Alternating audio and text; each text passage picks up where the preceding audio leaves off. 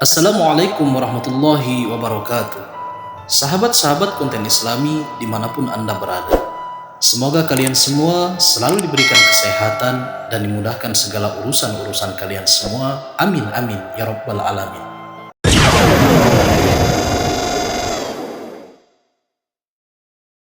Sunan Kudus atau Ja'far Shadiq merupakan salah satu wali songo penyebar agama Islam di Jawa Tengah yang sangat terkenal. Dia seorang pemberani, rendah hati, toleran, dan sangat bijaksana dalam berdakwah.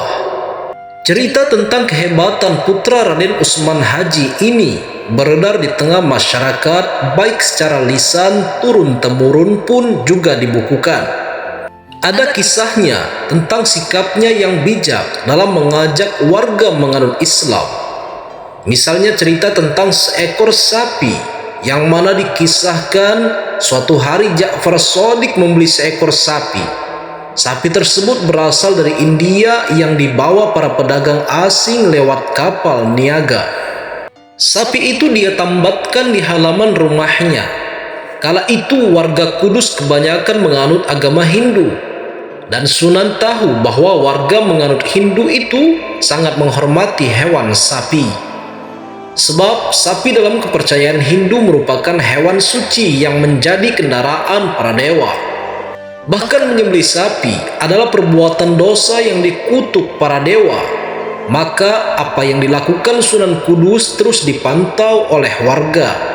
Warga mau menyaksikan apa yang hendak dilakukan sang wali songo terhadap hewan suci itu. Hampir setiap hari warga datang memadati halaman rumah Sunan, sekedar ingin tahu apa yang akan terjadi dengan kendaraan para dewa itu. Ketika pada suatu hari, jumlah warga yang datang bertambah banyak, Sunan Kudus merasa bahwa tibalah saatnya untuk berdakwah. Lalu dia keluar dari rumah dan berdiri di hadapan warga yang sebagian besar itu belum menganut Islam. Sedulur-sedulur yang saya hormati, segenap sanak yang saya cintai, saya melarang saudara-saudara menyakiti apalagi menyembelih sapi.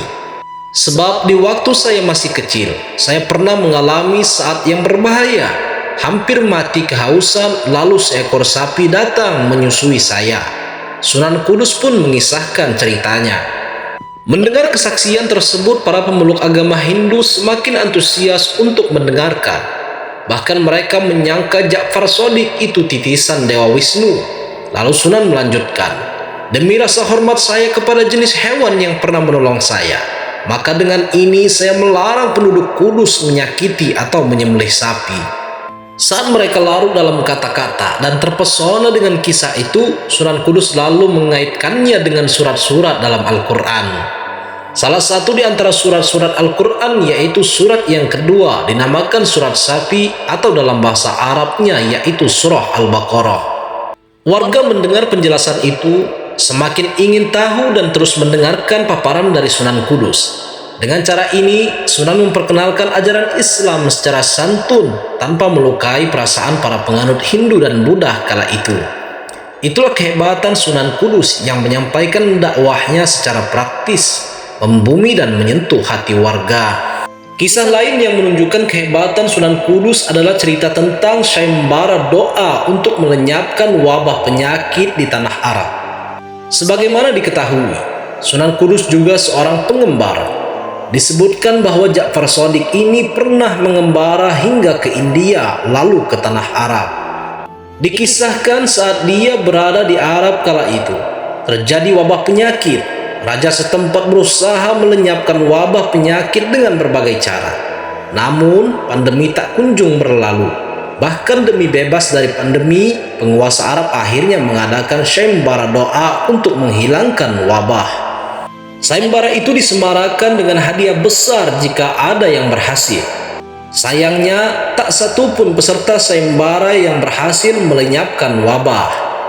Sunan Kudus yang kala itu ada di sana, tergerak hatinya untuk melenyapkan keresahan warga karena pandemi. Ia pun lalu bergegas menghadap penguasa Arab dengan niat tulus untuk membantu. Namun kedatangannya disambut sikap sinis. Sang penguasa pun bertanya penuh keraguan, dengan apa Tuan akan melenyapkan wabah penyakit itu? Dengan doa, jawab Ja'far Shadiq. Kalau hanya doa kami sudah puluhan kali melakukannya. Di tanah Arab ini banyak ulama dan syekh-syekh ternama sudah berdoa. Tapi mereka tak pernah berhasil mengusir wabah penyakit ini, tantang penguasa Arab itu. Jawab Sunan Kudus, saya mengerti memang tanah Arab ini gudangnya para ulama. Tapi jangan lupa ada saja kekurangan sehingga doa mereka tidak diterkabulkan. Mendengar perkataan Sunan, sang raja makin berang. Sungguh berani Tuan mengatakan demikian. Apa kekurangan mereka? Anda yang menyebabkannya, kata Ja'far Shadiq dengan tenangnya. Anda telah menjanjikan hadiah yang menggelapkan mata hati mereka sehingga doa mereka tidak ikhlas. Mereka berdoa hanya karena mengharapkan hadiah, sambungnya.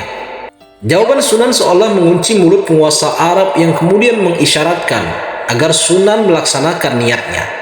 Merasa diberi kesempatan, Sunan Kudus lalu berdoa dan membaca beberapa amalan. Dalam tempo yang singkat, wabah penyakit mengganas di negeri Arab itu pun lenyap. Beberapa orang yang menderita sakit keras secara mendadak langsung sembuh. Menyaksikan kejadian ajaib itu, Raja Arab pun senang dan mengagumi sosok Sunan Kudus. Raja ingat akan hadiah yang dia janjikan jika ada orang yang bisa melenyapkan wabah. Ia pun ingin memberikan Sunan hadiah, namun Sunan pun menolaknya.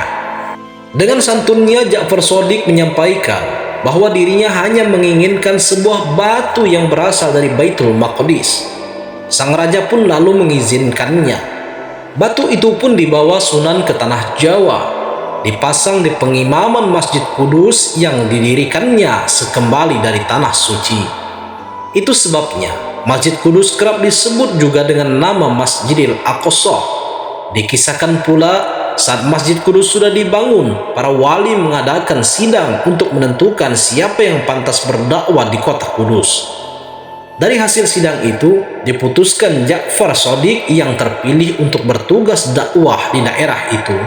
Itulah sebabnya Ja'far Shadiq disebut Sunan Kudus. Sahabat-sahabat konten Islami dimanapun Anda berada, semoga dari kisah Sunan Kudus ini bisa bermanfaat untuk kita semua. Jika kalian suka dengan video ini, jangan lupa like dan subscribe. Terima kasih. Wassalamualaikum warahmatullahi wabarakatuh.